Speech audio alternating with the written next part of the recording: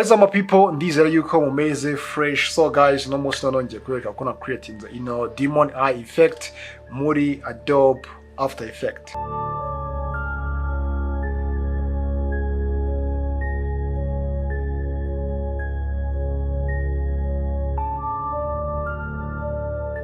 Alright, so now dusimbukire muri After Effects turebye ari byo. So nkuko urimo kwibona hano muri timeline yanjye After Effects, still namaze gukora ijisho rimwe. Still ndashaka kwanza nakora no niringeri isigaye mbereke uburyo narikoze. Guys, ndaza hano kuri iyi main clip. So ikintu ndaza gukora, ndaza kwiduplicatinga Ctrl+D kuri keyboard yawe, and then iyi ngiyi nze kuyita I2. Okay, so and then guys, nimara kuyita I2 ndahita nza hehe hano kuri effect and preset, inze gusearchinga Mocha. Okay, so ingi Mocha After Effects niyo ndaza guterura nkaza gushyira hehe hano kuri I2. Okay, and then ndahita nza hano kuri effect control inze kwifungura.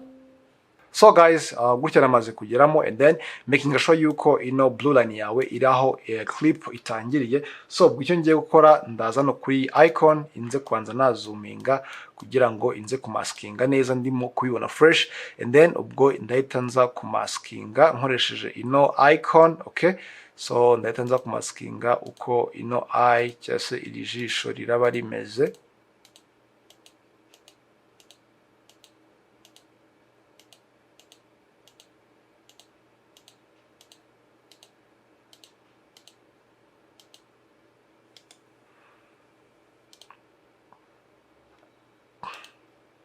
And then guys, so nyimara kumaskinga gutya, icyo ndaza gukora ndanza no kuri track guys. So ndaza hanga kuri track front forward, so nze gutrackinga guys. Hanga ndaza gutegereza by'akanya gato kugira ngo zino frame zibanze zitracking zose.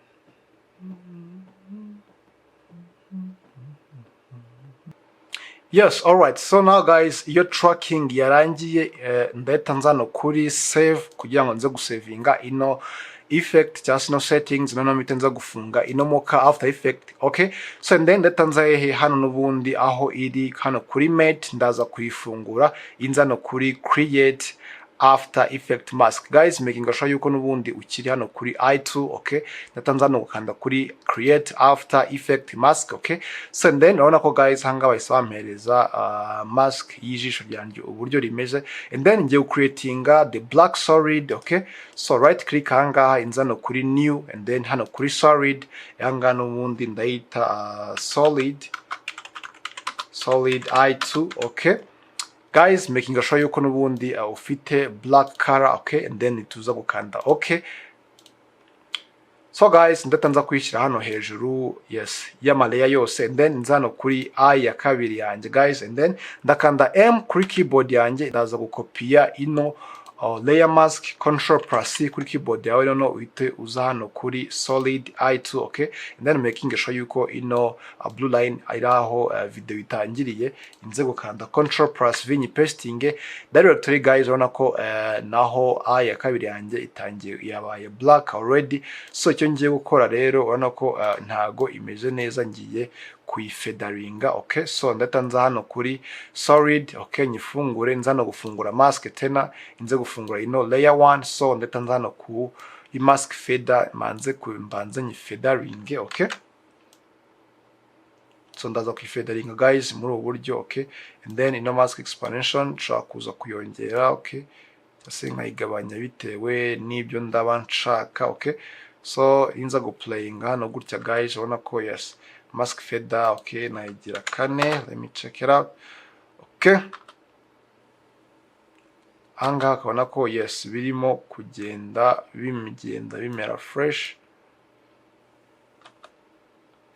And then guys, so icyo ndaza gukora rero, ndatanza n'ubundi na kuri eye ya kabiri yanjye inze kwiduplicatinga. Okay, Ctrl+D kuri keyboard yawe inza no kwishyira hejuru. Okay, so nako ndashaka no gushyiraho like reflection. Okay, so ndatanze hano kuri After Effects and preset, inze gusearchinga ibyo bita luma key. So niyo ndaza guterura inze kwishyira hano kuri I2. Okay, duplicated. So ndatanza kongera ino threshold guys muri ubu buryo. Okay, so yongere gutya,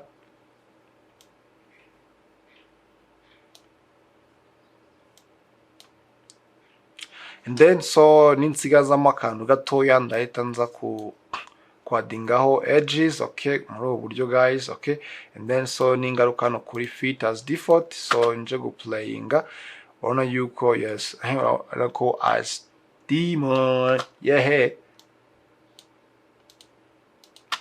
anga ko urabona ko yes anga bimeze neza cyane. So nuko nguko rero na creatinze ino effect muri Adobe After Effects. So ino Mocha guys, ino Mocha After Effects nubundi iba iri muri After Effects, ntago ari plugin nakuye ku ruhande, still iri muri After Effects, okay. So nkuko ndi gukoresha 2023 version, uvuze ngo kuzamuka even maybe na 2020 iba irimo, okay, and then wayikoresha ntaribi. So guys, niho kuzi no video, please ntugende udakoze subscribe, uyu liking usharing kugira ngo staying in touch, you wanna ndimo video ya editing. Ndakunda cyane rero, tuzegurira muri video y'ubutaha. Peace.